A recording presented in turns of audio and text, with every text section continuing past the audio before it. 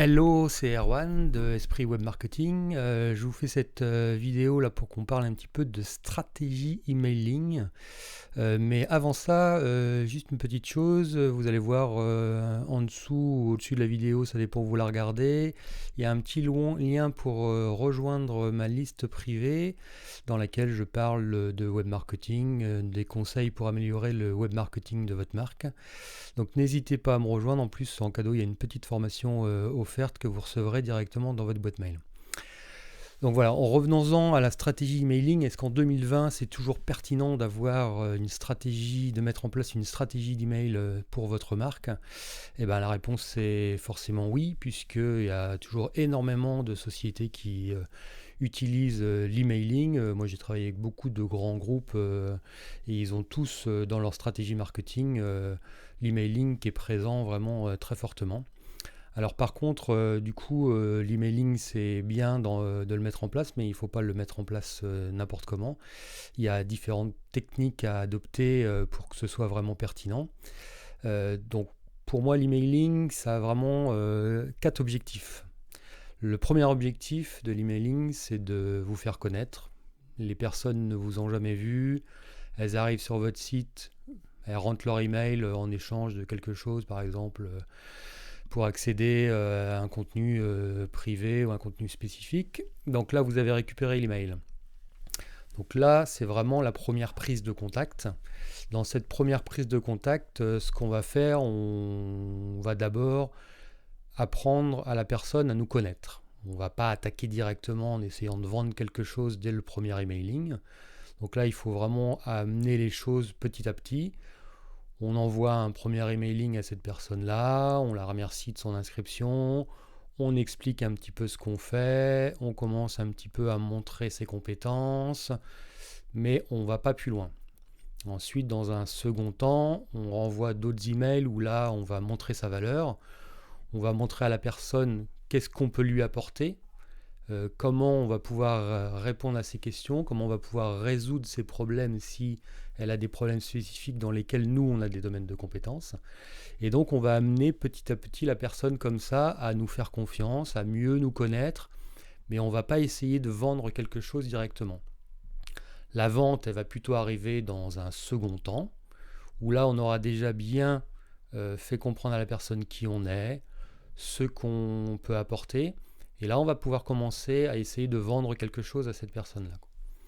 Donc cette stratégie d'emailing, là où on va essayer de faire de la vente, elle va essayer de viser les publics les plus chauds. On va essayer peut-être un petit peu de segmenter les gens par rapport à ce qu'ils ont déjà vu sur notre site, par rapport à leurs attraits. On a pu aussi leur proposer, par exemple, un sondage pour qu'ils répondent à certaines questions, pour savoir quelle était leur problématique. Donc on va leur envoyer des réponses en conséquence de leurs problèmes et peut-être aussi leur vendre soit une prestation de service pour résoudre leurs problèmes ou soit un produit qui va répondre à leurs attentes. Et ensuite, dans un dernier temps, ce qu'on va faire, c'est que tous ces gens-là qu'on va avoir acquis et à qui on va avoir vendu quelque chose, il va falloir essayer de les fidéliser. Alors, les fidéliser, c'est-à-dire d'essayer de les faire revenir sur le site le plus souvent possible et puis essayer aussi de leur vendre quelque chose de différent. Alors ça peut être quelque chose peut-être à un niveau, par exemple une prestation plus aboutie que la première prestation qu'on a vendue, ou un produit peut-être beaucoup plus complet qui répond encore mieux à leurs attentes. Ça peut être du coaching personnalisé, voilà, ça peut être un tas de choses qu'on va mettre en place comme ça.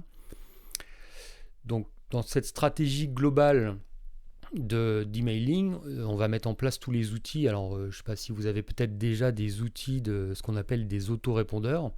Alors ça, c'est vraiment très important à mettre en place un autorépondeur. Il ne faut pas essayer d'envoyer des emails aux personnes qui s'inscrivent chez vous juste avec un email bateau, mais utiliser un système d'autorépondeur, puisque l'autorépondeur, ce qu'il va faire, c'est qu'il va vous permettre de ne pas tomber dans les boîtes spam. En fait, il y a des sociétés qui proposent des logiciels d'autorépondeur. Par exemple, moi, j'utilise Mailchimp.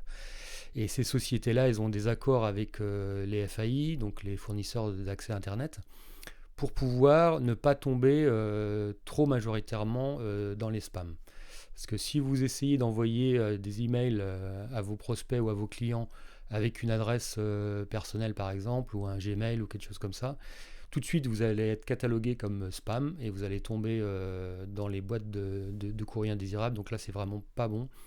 Donc il faut vraiment investir dans un autorépondeur de qualité qui va vous permettre vraiment de tomber dans la boîte principale des emailing. Alors il y a beaucoup d'autorépondeurs qui proposent des solutions gratuites jusqu'à un certain nombre d'abonnés. Par exemple, MailChimp, ça doit être gratuit jusqu'à 2000 abonnés. Donc vous pouvez déjà vous entraîner et puis mettre en place des choses. Donc dans toute cette stratégie d'emailing, vous allez devoir aussi bien cibler les personnes, voire les catégories de personnes que vous voulez adresser. Alors ça veut dire que derrière, vous allez peut-être faire ce qu'on appelle des segments. Alors un segment, c'est prendre un ensemble de listes d'emails que vous avez collectées et puis les fractionner en petites sous-listes qui vont mieux répondre, par exemple, à un produit pour qui l'attrait pour ce produit-là sera plus prononcé. Donc vous allez comme ça segmenter votre liste et pas envoyer à tout le monde tout le temps tous vos emails. Ça peut être vraiment aussi utile la segmentation pour, par exemple, quand vous vendez un produit. Envoyer l'email à toute votre liste, ça n'a pas de sens. Il faut mieux l'envoyer. Alors déjà, essayez d'identifier les personnes qui sont les plus à même de répondre, qui sont les plus chaudes sur ce produit-là. Et puis bien évidemment, vous allez faire un segment dans lequel vous allez exclure les personnes qui ont déjà acheté ce produit. Parce qu'il n'y a rien de plus énervant que de recevoir un email sur un produit qu'on a déjà acheté. De surcroît, en plus, si à un moment donné, à un instant T, vous faites une promotion sur un nouveau produit et que vous renvoyez cet email de promotion à une personne qui a acheté le produit au tarif plein, là vous allez vraiment avoir une mauvaise note par rapport à ce client qui va vraiment être mécontent d'avoir acheté le produit à taux plein alors que vous êtes en train de faire une promotion. Donc bien penser à segmenter vos listes, à faire des exclusions aussi pour pas adresser tout le monde à tous les moments. Et puis mettre en place vraiment toute cette stratégie pour optimiser tout le web marketing de votre marque. Donc voilà, il y a plein de choses à mettre en place. On en reparlera certainement dans d'autres vidéos. D'ici là, je vous dis à bientôt. N'oubliez pas le petit lien en bas ou en haut pour vous inscrire et puis recevoir mes emails. Allez, ciao!